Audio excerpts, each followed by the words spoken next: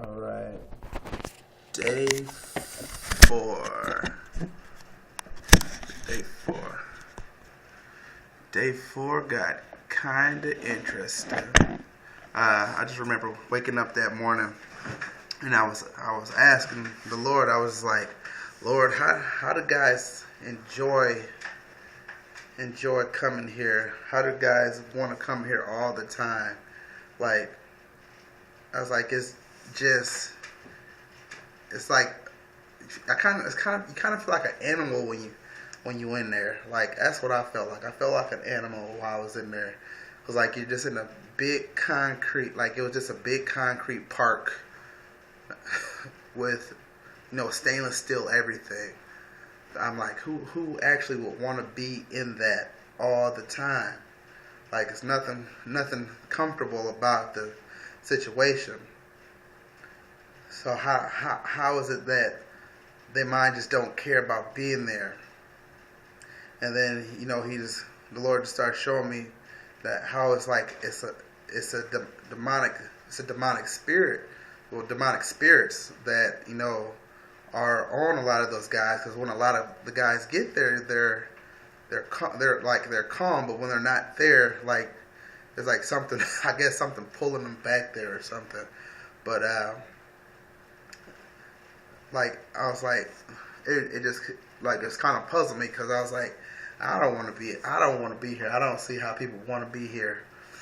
So they came to call breakfast, and we were all going to get in line, and I was the line was up the stairs, so I went up to the top of the stairs because I hadn't got to the front of the line that day, because one of my roommates gave me a honey bun. Honey bun was awesome too.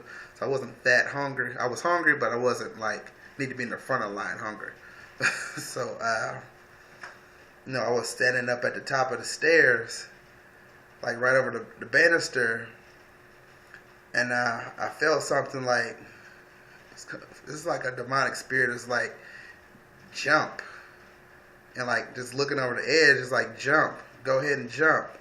And I was like, the devil is a lie. I was like, I ain't jumping. I was like, I don't know who you is or what you is, but you need to go ahead and get away from here.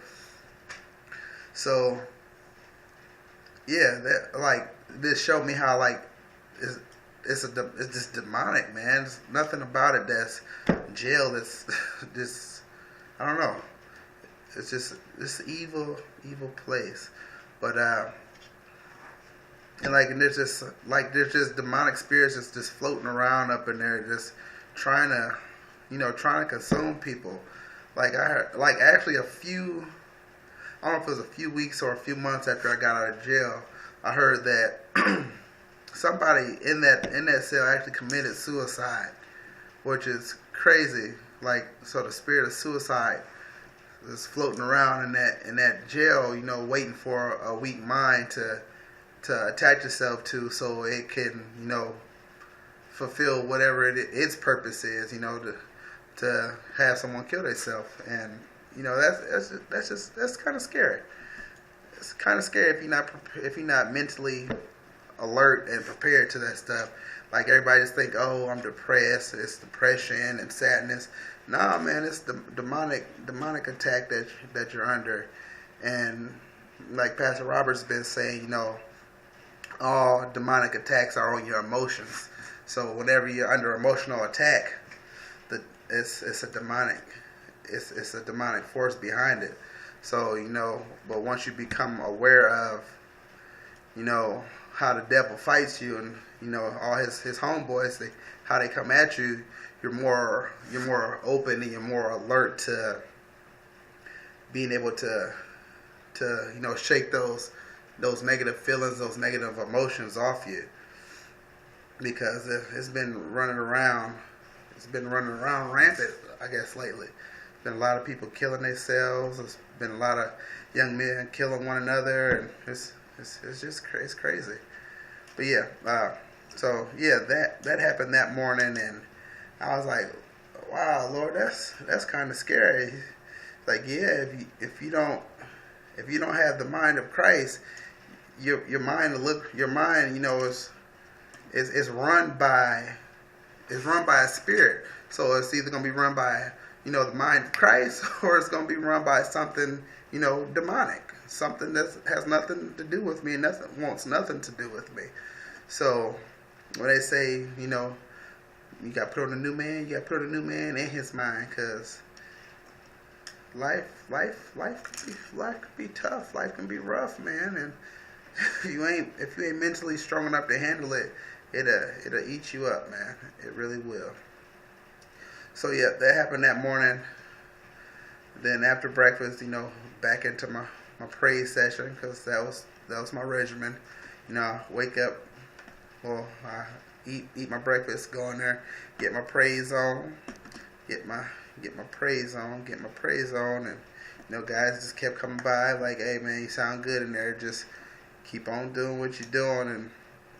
And just started talking to a lot of the guys in there, and like listening to their story and listening to this some guys,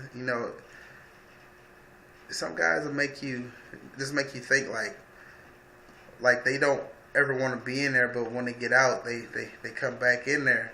So I'm like, how is that possible that you could keep coming back to a place that you don't want to be?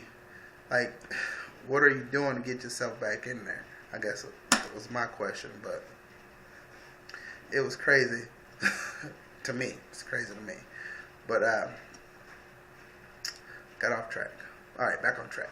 But yeah, so got my praise on, got to talk to the guys, play some chess, and then I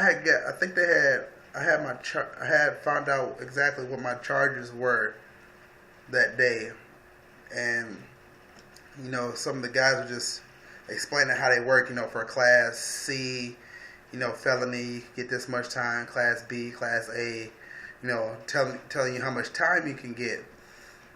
And I was like, Lord, I was like, wow, like, I think all the charges added up to like 36 years or something like that. And I was like, I kind of started to panic. Like, I was like, oh my goodness, I can be in this mud for 36 years and I haven't done anything.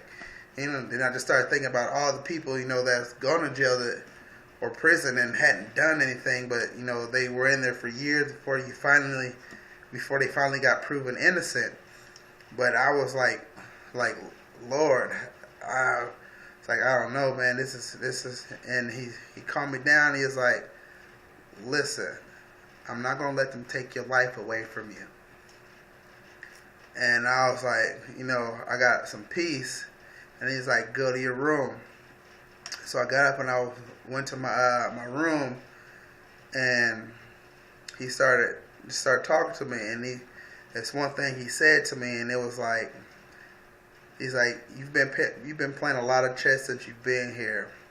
He said, well, life is like chess. He said you got your good and you got your evil. He said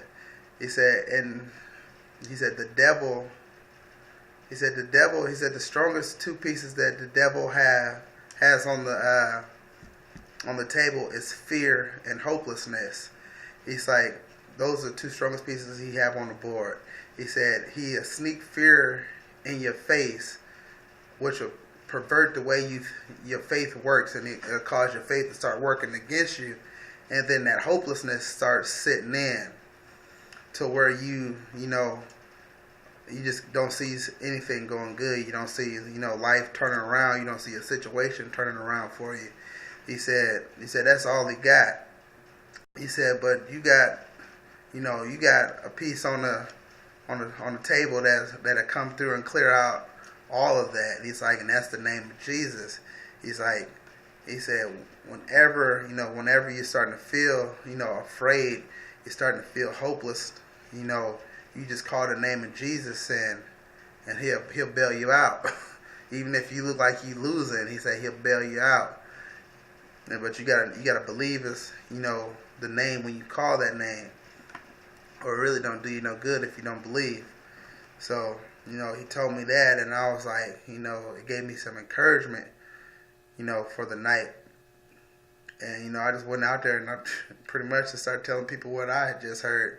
And they was like, they was receiving it, they was feeling it. And, I was like, man, you got to just start declaring stuff. Like, I just felt that in my spirit that you just got to start declaring stuff. And I think it was about Sunday by now. I got me a haircut. They did haircuts on Sundays. Or Sundays got haircuts. And I was like, you know what? I said, I'm leaving out of here tomorrow. And my roommate heard me. I heard, man, you got to speak stuff. You got to speak the things you want. I said, I'm leaving here tomorrow. And he's like, all right. And he's like, tomorrow a holiday, some holiday on a Monday. He's like, tomorrow a holiday or something. So they don't do nothing on a Monday, on a holiday. I said, well, I don't know what they gonna do, but I'm out of here tomorrow. And he laughed, we laughed, and I think he was laughing because he knew I was serious. But I just stayed up. We just talked that night, and then went to sleep. And I remember the next morning we was up. I just got through eating breakfast, and I was what was I doing? Just got through eating breakfast, played a few rounds of chess, and I went to my room, and I heard I guess a guard or somebody came in and was like, Marquez, get your stuff. You about to leave. And I was like, yes. And I looked at my roommate. I was like, I told you I was leaving today. You ain't believe me. He's like, hey. He said, well, I'm going to start doing that too. I'm going to start speaking stuff too. He's like, I'm leaving out here tomorrow myself. And so I'm like, cool. I'm out of here. I'm gone. I was like, yes. And I kept thinking, okay, cool. They let me out a day earlier than the Lord told me I was getting out. So I was excited, very excited. And then, I went down there to, I guess, out processing or whatever it's called. And they signed me out, and